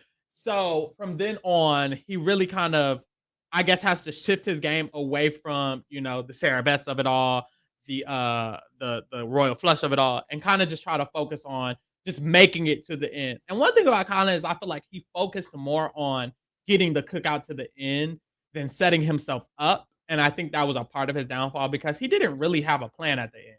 He cut off his plan with Tiffany and Hannah, and he didn't really have a plan with Azah, Big D, or Xavier for real, because Xavier didn't care about him for real. You know what I'm saying? So he kind of just focused too much on, let me manipulate Sarah Beth, and then let me manipulate Derek X, and let me get them all. And I think he put a lot of energy into that, which kind of left him out of the end game because Big D was really the only person who wanted him there, which sucks. So the jury phase goes along, and during the jury phase, basically Kyland is at the forefront, like I said, of getting the non-Cookout members out. Mm-hmm. And I think the reason behind the people not liking him as much is because of that.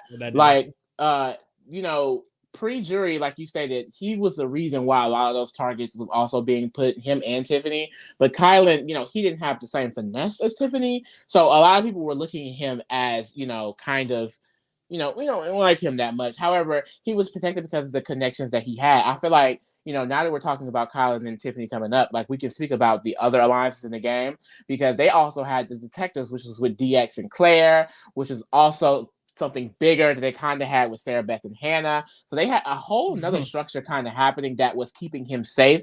That was kind of that two-side structure that Azah was speaking about when she had got into the jury phase. So even though people didn't necessarily all the way want to work with him because of some of the actions he took, they still all knew that they needed him, which is a really good thing about him, because he still came off as a reliable ally. People were pushed to the edge of like, I can't do it, but they still felt at the end of the day, Kyland had their best interest, and we'll see that he particularly didn't. I feel like Kyland, next to Big D, was someone who cared the most about their individual game. He knew Sarah Beth had to go, but he still was putting in actions to keep her longer than when she needed to be. For example, the first week, the day of jury, he was supposed to throw that HOH. Now, he did try to throw to Tiffany, but he refused to throw to Azah, which means he would win, which means that Sarah Beth would be safe. And people saw that as an issue, because it's like, why are you keeping Sarah Beth safe just for her to win the next week? So these are the type of things that make people feel like, well, Kyland, I don't know. But overall, they were not going to get him out, and that was due to his own social connections. Like the fact that he was able to kind of go up and down in the game is really interesting. We don't really see that usually from a player. Like he would make mistakes and then he would, fix them. And a lot to do with his competition wins, but hey, that's his competition ability. I think he got out the correct targets with them. Even with the mistakes he made here and there. But those mistakes mainly came from him getting the 6 to the 6. It wasn't him winning. Yeah. And one thing about Kyland's game, I feel like that has to be mentioned, is his charm. I feel like his charm is a little bit more forced than in Xavier. It's natural, but it's also intentional. He clearly wants to get the girls on his side. And I feel like that consistently was a theme throughout his game, because the way that he even had Tiffany wanting to work with him, Tiffany was damn near on her knees begging to work with Kyland. It was damn near, it was a little weird. Because he really has the girls' charms when he has the girls' charms, but when he doesn't have the girls' charms, they don't give a damn, which is the issue. Yeah. But around this time, Sarah Beth wins HOH, and I really feel like this point is important to talk about, because the way Kyland quite literally Kyland nominated Big D and who the fuck did Kyland and Claire? Whoever Kyland nominated was the exact same two people. Yeah, Big D and Claire. That Sarah Beth nominated. Kyland nominated Big D and Claire. Sarah Beth won HOH, and then Kyland nominated Big D and Claire again, basically, because Sarah Beth literally put up the exact same two people that Kyland put up. I ain't never seen that in Big Brother history. No matter how much a person runs you, I've never seen someone just. Mind you, she went into the HOH saying, "I'm not going to let Kyland run this HOH." It's like she knew. It's like she knew that was a possibility, and then that was the possibility that happened, because basically she knew the fact that Kyland was going to run her HOH. And it's crazy because it's not like it's not like they're a showman. Well, anyways, he really had her on lock, and I feel like that really shows that he really has something about him that puts him in a almost elite kind of group of players, because he really had the girls on lock. Not only what's that girl name, Sarah Beth, but even Derek X. It's like people would tell Derek X like Kyland is kind of a no-go, and Derek X would not care. He'd be like, anyways, we're going to end with Kyland. Like, I don't know what to tell you. And it's like, I really think that shows that Kyland has something about him that really draws the girls in. But one thing that Kyland does lack is kind of like respect. I think people respect him as a player, but people don't respect the way he plays, which is conflicting, because a lot of people just feel like Kyland's like kind of an a-hole and a little bit condescending to them. So when it came down to the vote, people were like, I don't even know if I'm going to vote Kyland. And I think that's what becomes his biggest issue, is the way he kind of went about the moves that he went about. And then we're trying to keep it positive on this one. So because the end game, it was a lot going on. But I feel like to keep it on the positive note, he did have a pretty dominant end game.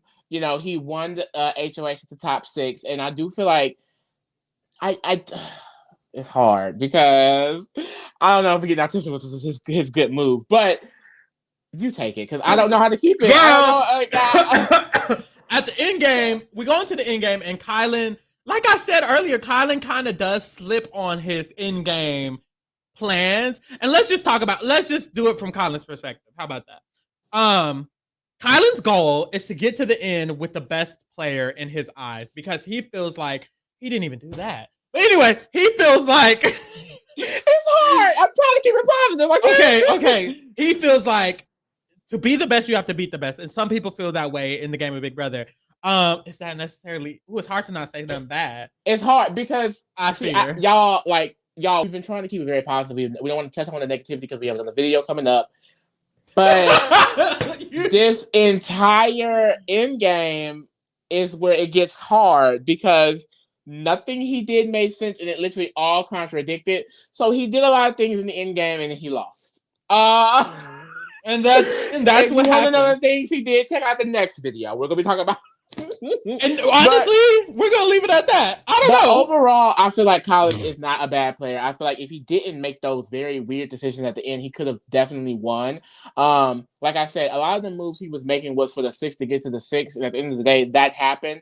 So give him his kudos for that. He wasn't necessarily playing to win. I think the people he pissed off is because at the end of the day, when he got the notice that the cookout was the cookout, he made sure that every move he made was for the cookout, not anybody else. So, and I think because he was the one winning the most, kind of the most competition out of all of them throughout the game. You know, Xavier, he won the bulk of his at the end where it didn't matter. Kyland was winning when everybody and mom was still in the house, so he had to win and piss the girls off. The other girls didn't have to piss the girls off like that. Kyland was taking a lot of the negative energy of what the cookout was doing because they didn't see the structure, and he was the face. He was kind of like the figurehead for people to shit on. So, you know, he could be condescending. He could be a bit of an a-hole, but I do feel like he was coming from a place of endearment in a way because the goal was to get to 6 to the 6, and that's what he wanted to make happen, and he did. You know, a lot of them had to make decisions that were, you know, not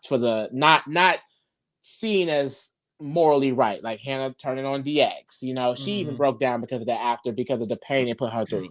Like, so I feel like Kyland did get a lot of heat from that. Some of it is kind of undeserved because, you know, they were all 6 kind of doing it was the reason why he did it. But you know, I don't think that's necessarily going to make him a bad player. I would love to see him play again because I feel like he could for sure win. No lie, even with all of the chaoticness.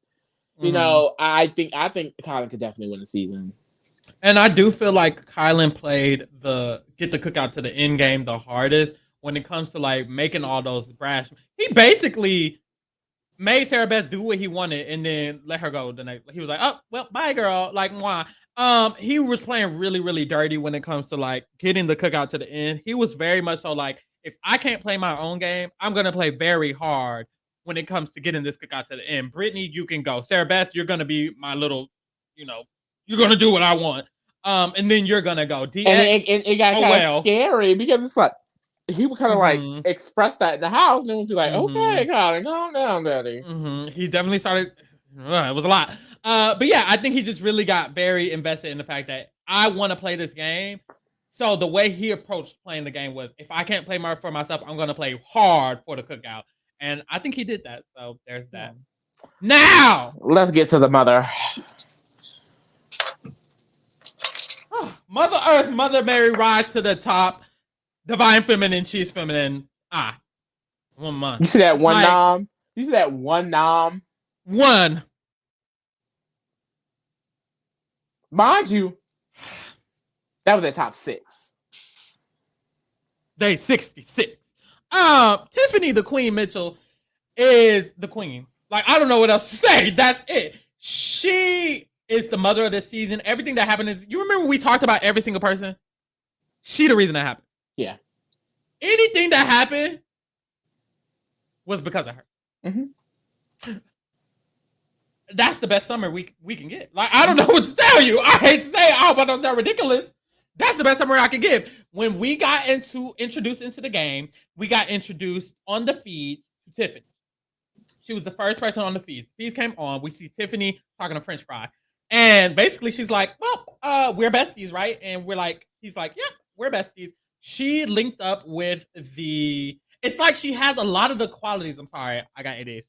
It's like she has a lot of the qualities of a lot of the other Cookout players put together, because something similar to Big D that she has is the fact that she had very strong relationships with everybody, including the first HOH, similar to Big D. Tiffany made a really strong relationship with Frenchie early on, and she also made a strong relationship with Kyland, similar to Big D, early on. And she also had a strong relationship with Azah, similar to Big D, early on. She had that quality about Big D, but one quality that she had, similar to Kyland, is that she also was making alliances. Tiffany immediately was making alliances with Whitney. She had alliances that she was trying to form with the girls. She made an alliance with Sarah Beth and Azah. She made an alliance with Azah, Claire, and is it Azah, Claire, and Sarah Beth. She had an alliance with everybody. Shout out to everybody. She even had an alliance with Travis, and I think literally Tiffany like bends the line of messy game player and just great game player, because I feel like you could call it messy, but she had a control over all of it. She was in all of those alliances. Nothing ever got back to anything of what she said. Nobody was ever like, "Ooh, Tiffany, she's all over the place. I can't trust her." Nothing like that. Like it was flawless. Even when people was aware that she was playing the game, they were like, "That's fine because I want to work with her. She's great."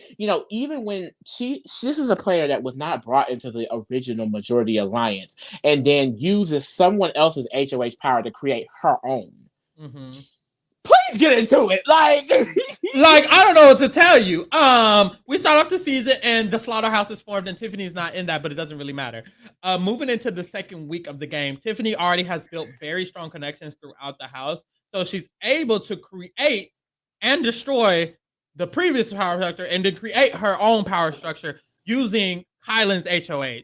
She has developed such a great relationship with Kyland by week 2 that she's able to basically tell him that this is what he needs to do because it's best for his game. And what's interesting is that Tiffany made the royal flush with her and Kyland at the center so that it would benefit him just as much as Tiffany. As we mentioned in Kyland's video, that alliance benefited him and Tiffany the most. And it's interesting because she presented this alliance in a way that was like, this is best for your game, Kyland, because it was also best for her game. And that's the thing, too. You have to take into accountability that at that time, she wasn't even seeing the Cookout as the main alliance. So she was putting the queens in the power position of the house. In general, she put her entire team in a power position because of that move. Because at the end of the day, she was the reason why Christian and Alyssa got brought over. Christian was all in the slaughterhouse dealing with that. She went up to Christian and she was like, "Hey, like, we starting a group? I think we should be in it." She included the Kings, Sarah Beth and Xavier, because she knew that's like she's just iconic. Like, why are you crying? Like the fact that she created an entire structure without having the HOH, like that is so unheard of almost in Big Brother. Like Derek, babe, he was given his power structure from Devin. Babe, Hayden was given his power structure from what's the dude name? Homeboy. Dane was given his power structure. You know what I mean? These are people. She's someone who actively put these people around her. It was very iconic. The reason that she brought the Kings in is very interesting because I think it's a mixture of multiple things. One, she had an alliance with Sarah Beth that no one knew about, so she thought. She had an alliance with Xavier that no one knew about, so she thought. So, she was correct. Her bringing them in, plus her knowing Christian and Alyssa were part of the slaughterhouse, knowing that she needed to take numbers away from the slaughterhouse in order to build her own alliance, because now they have less and we have more. And she used her relationship with Christian specifically to get him on her side, because she didn't necessarily have Alyssa like that. But through Christian, she gained Alyssa very easily. And now Alyssa and Christian were very close to her. To the point to where they were talking about going to the end with her and Claire over Xavier. Exactly. Like, and once she made the Royal Flush, she had the most alliances within the Royal Flush. Her and Claire had an alliance with DX and Kyland, who were in it. First of all, bringing DX in was just solely Tiffany. Like, that wasn't nothing but Tiffany. For some reason, Kyland thought he had something to do with that. So we moved. It was beneficial for Kyland, but it was solely Tiffany's point because it was so beneficial for Kyland that I feel like Kyland thought he did it. It was him who did it, which is what Tiffany does. She plays the girls. So really, Tiffany had DX, Kyland, and Claire in an alliance, and she also had an alliance with Alyssa and Christian, who was on the other side. And as you know, she had her alliance with Sarah Beth, and she had the cookout with Xavier. So she's in a sub alliance with every single person in the big alliance that she created that no one knew about. That's not even the real Maturity Alliance. That's not even the real alliance! It's everything. Mind you, she's controlling it all with an iron fist, I must say. So at this point, Tiffany is not only creating majority alliances, but she's setting up the eviction order of the literal season. And she's making sure that the next person to go is going to be Brent. After that, it's going to be Whitney, babe. And after that, it's going to be one of the kings, either Alyssa or Christian, because we got to break them up. And that's what happened. Period. By the time we get to Christian, we get Tiffany basically deciding that the cookout is going to be what's going to happen, and this was Tiffany's decision because Tiffany had the thinking of a word, the knowledge that okay. It's okay. Hold on, I give up. Basically, she knew because of her connections with DX and essentially the other side of the house that they had been wanting to target Xavier, and she was like, I can let Xavier go home, which is good for my game. Or I can prioritize myself to where the cookout is the one that gets to the end.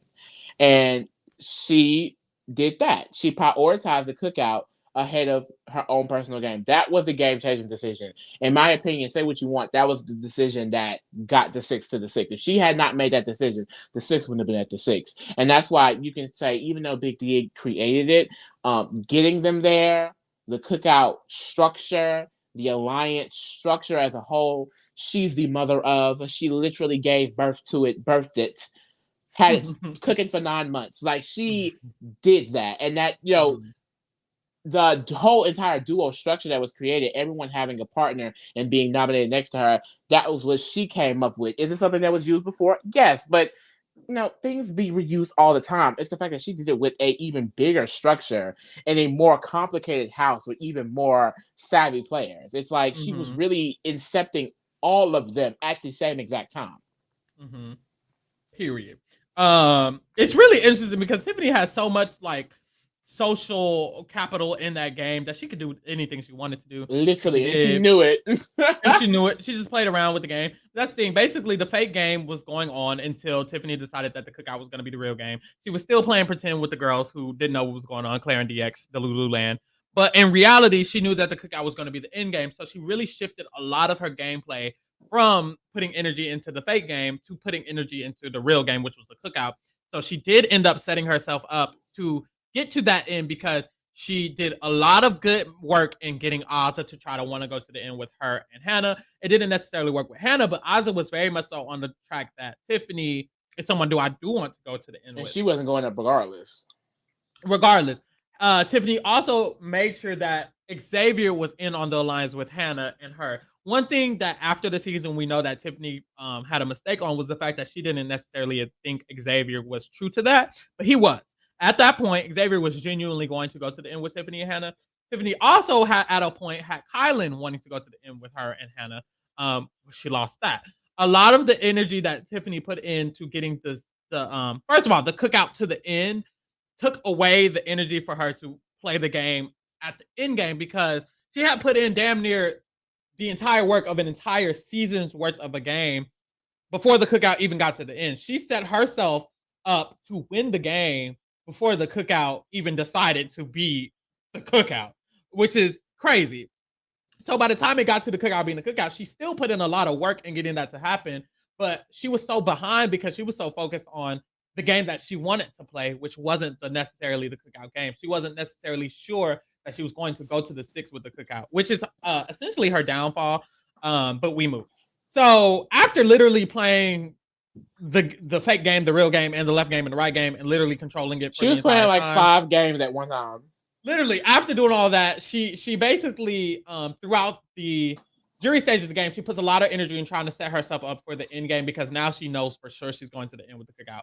But basically, she just couldn't get in there. She had already kind of damaged her relationships with Azah and Big D, which was her downfall. But she genuinely was not considering that the cookout would actually be the real plan. I don't think she genuinely necessarily wanted that at and the by the time it was time. solidified, it was like, well, Mm-hmm. it came to the point where it was looking very clear for, I feel like, Kyland, Hannah, and Tiffany that neither one of them were going to make it in this structure. Because at the end of the day, it's like, in a perfect world, Kyland and Xavier isn't there where you have to beat them in competitions, but they have to be there because the goal is to get to 6. So you have to work around them being there, and it's almost impossible to work around 2 of the most athletic person in the season being in top 6. Like, you're not winning, babe. It's unfortunately, even with them being mental competitions, the physical attribute being there at top 6 still, I mean, I think is what helps it a lot as well. So it's just like, no matter how much you work around it, you still have 2 of the most athletic people in the season in top 6. Like, that's going to be bad in any season. So I think to consider that as a reasoning to say she may not be a bad player is just idiotic because, like we keep mentioning, the goal was the 6 to get to the 6, not for either one of them to win anymore. Once they wanted to get to the 6, that was the goal. I think some players definitely benefited more, as in any situation. There are some people who are going to be benefiters and some people who are not. And unfortunately, she's just not one of those. Yeah, the cookout members was not the ideal final situation for Tiffany, and that's basically why the one she had, and she wouldn't have went to the. It wouldn't have succeeded. It wouldn't have been the end game because that's not what the structure of the game was headed towards prior to that. And that's the thing. Like, the people in the cookout who didn't have good relationships with Tiffany were the people who were at the bottom of the game. Big D and Azah, and even Xavier were the main people who would have been targeted had the cookout not been a thing, because Tiffany was setting the game up for her best chances to be at the end, which is why Big D, Azah, and Xavier were basically going to be targeted. And she helped prevent that. So it's really just unfortunate with Tiffany because she did not put in the energy she needed to put into the people who she ended up being in the type 6 with. And when she did start putting energy in, it was so easily fickle for that time. And I think it's really easy to say, well, she should have worked on her relationship with the top 6. Well, when you're literally creating an entire game for 10 other people to live in, it can. I can see how it can be hard to come and try to work things out with the alliance that you literally cannot meet with. Like, I don't like what I mean. Come on, y'all. Like, you have to be realistic. I feel like objectively looking at the season, I'll say this is my opinion. I feel like putting in a lot of active work, I think Tiffany and Kyland did a lot of that. And just so happened, they also had the worst connections within the cookout. But I think it's because they were so busy, controlling and manipulating a lot of the non-cookout members that they didn't have time. Like, you literally just did not have the time. But I can say at the same point, it's like, I mean, why are you wasting so much time with them when you know you're going to be in the top 6 with us? So you don't know they're going to be in the top 6 with us because Sarah Beth wins HOH. Derek X is winning in HOH. We have to run them, babe. Y'all are just sitting there getting nominated. No shade. Oop. But that's another thing too. You have to take into accountability as well. When it comes +1s, pawns, whatever you want to call them, I would say Kyland and Tiffany had some of the more savvier ones as players. Like, I feel like Sarah Best player, DX are way better players in my opinion. No shade to the girls than Brittany. I think Alyssa's a good player, but I would probably put some of them above Alyssa a little bit. Because they were not as active in trying to figure out what was going on and things like that.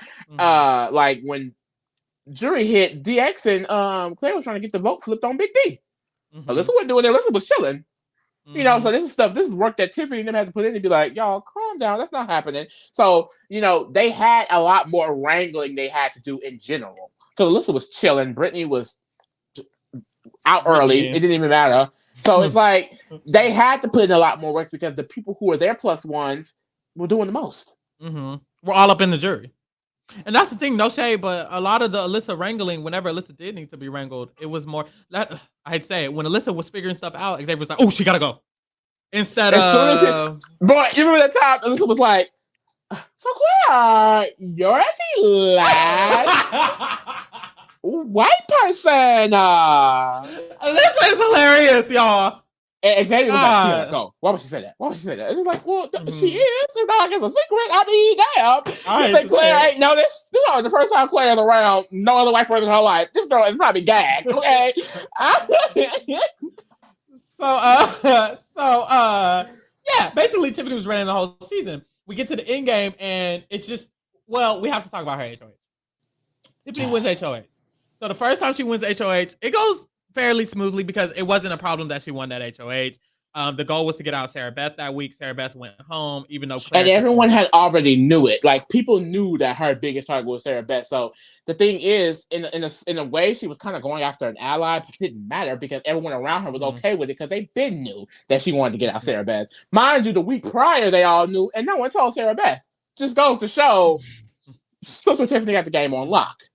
So Tiffany, at this point, at the end of her first HOH reign, Xavier still is preferring to go to the final three with Hannah and Tiffany. And I think that's something that people revisionist history, they kind of forget that it was not up until the very week before the final six that Tiffany's game kind of slipped and fell. Mind you, people really forget the impression that Tiffany and Hannah weren't doing anything. Girl. His words. That's why we're not gonna talk about that in this podcast. So Tiffany, she wins her first HOH, and the first HOH it goes very well. She gets Sarah Beth out. She damn near makes Claire do it for her. Claire, similar to Kyland, Claire nominates the exact same people Tiffany nominates, and it was anonymous. So Claire didn't even have to do it. It's crazy, and she still did it. So it's very similar in terms of how much control they had. Tiffany had the like I said, she had good qualities from every single person because, like Big D, she had all the final two alliances that she had made. She had a final two with Hannah. She did make a final two with Kyland. She did have a great relationship with Xavier, and she had a final three with what's the other name? With Kyland and Hannah. And she was creating a final three with Azah and Hannah, which didn't even work, but Azah still wanted to work with Tiffany. So like that, she had that with similarities with Big D. She had similarities to Xavier and Azah because the jury respected Tiffany without even wanting to get her out. It's different because with with Xavier, it's like, I respect him. He definitely deserves a win, but he got to go. With Tiffany, it's like, we respect her. She definitely got to win, but she got to stay. I fear. DX and Claire have had conversations about how Tiffany's running the game, but I mean, well, she got it. I don't know. Tiffany had one of the best relationships with every single non-Cookout member in the jury because after Azah and Big D, Brittany's close relationship was Tiffany. For Alyssa, after Xavier, it was Tiffany. Like, it's like they had their +1, and then it was Tiffany. And then if it wasn't them, it was literally Tiffany was their +1. Derek X the whole time, I didn't think that's his +1. Really, that's Tiffany +2. Tiffany got 2 +1s. Same with Hannah. Hannah's supposed to be Derek X +1. Meanwhile, it's Tiffany +2. And Claire is Tiffany +1. Like, Tiffany's the only one with multiple +1s. That's the gag. She had the game on lock. I don't know what else to tell you. We get to the final six. No, we get to her second HOH. And when she wins her second HOH, she was not supposed to win this HOH according to Xavier. Basically, Xavier is very, very upset that this happened. And it kind of induces the downfall of her game. But even when we get to the literal next week, it is to a point where Tiffany has damn near convinced them to save her from the block because Xavier is pacing around for like 45 minutes, an hour, contemplating, do I need to evict Hannah instead of Tiffany? I'm scared, and whoop, because Tiffany has convinced him, borderline convinced him to save her. She's convinced Azah to save her. Azah goes to Xavier's like, I want to save Tiffany. I don't know what you're going to do, but I'm going to save Tiffany. Like it was, she convinced these people to save her, and that really shows the caliber of a player she is. We already knew that. Even with her back up against the wall, I mean, she was not down and out. Exactly. And at that point, Tiffany was worn out. She had put in so much work. She was tired. She had birthed the whole game. And Tiffany, and she said this before, she basically won at the 6. For her, that was the win. So her going out 6, I don't think she was too pressed about it at all in any capacity. So she was kind of just like, well, it is what it is. I made my mistake. That's the thing. When she did the win HOH move, a lot of people kind of try to knock her for that. Like, oh, clearly she's a dumb player because she did that and she didn't make a line. But I really just think Tiffany was basically like, honestly, I don't care. I'm just gonna go ahead. I want to do this. I don't care no more. We made it to the 6. I'm just gonna go ahead and do it. And that's what she did. It was more so like, I am tired. I put in all this work and I played the game so hard for me to get to the final 6 with people who it just wasn't ideal for her in the first place. Even if she did not make them angry, she's still in the final 6 with Xavier, who was a comp beast, and Kyland, who's a comp beast. She just didn't want to go to the end with them in the first place because she didn't think she could win in the first place because she can't just beast out on the comps, and that's very important. So by that time, Tiffany just basically was like, okay, it is what it is. I tried my best. I tried to stay, and she went home. And that's the game of Tiffany. She really honestly deserves a second chance in every way, shape, or form. She played the game hard in every way, shape, or form. I really, really love Tiffany down. I support Tiffany down. Do what she needs to do. Period. Oh my God. And any last words on Tiffany? Other than she's the queen mother of Big Brother, it's so great. It's just so beautiful that one season into the diversity rule, we have an icon like Tiffany, a Black woman, strategic queen that dominated an entire season. And as a Black person who has watched this game just over and over again, all 6 of them, honestly, it was just so grateful to see. But and specifically Tiffany, because it's like, as someone who has been a fan of the strategy side of the game, to see my favorites, the people who look like me, the people I usually root for, being at the butt end of that, and to be able to see someone with not only good strategic gameplay, but iconic strategic gameplay up there with the greats. Point blank, period. She is up there, if not surpassing Dr. Will, Dan, and Derek. Yes, I said it, and I will stand by it. On my mother, I will die on that hill. Kill myself, actually. I don't care. Like, Tiffany is 1000% one of the best players of all time, because the intricacy of her strategy, the master plan, the inception, the Black Mirror, the way she had all of these people literally playing an entirely different game than the one that was happening, iconic, 10s across the board. At the end of the day, whether you like it or not, whoever won this season in the Cookout, it has a lot to do with Tiffany did. I don't care if it was Xavier, Azah, Big D, or Tiffany her damn self. Tiffany was the reason why whoever won that season. She put in the work. She 100% deserved it. And I'm never not going to give her credit for what the fuck she did. Period. And it very much so gave Wanda Maximoff, the strongest person in the MCU. It very much so was giving. No, because she literally created. She created a whole imaginary. No, y'all. BB23 is literally WandaVision in Westview. Watch WandaVision? Tiffany Maximoff was in that house controlling the girls. She literally created a whole universe for them to play in, while Xavier was winning on the sidelines. They didn't even know what happened. She didn't know what happened. She was creating the hex. She hexed herself. Child. Tiffany WandaVision Maximoff Mitchell. Tiffany WandaVision Maximoff Mitchell Giesling. Child. So, with that being said, that is the dive into the games of the Cookout members or whatever. I really just want to. It's a long one, y'all. It was a long one, y'all. If you made it this far, you might as well subscribe, comment, like. I don't know, share. I don't know. Share. It's giving share. It's giving share.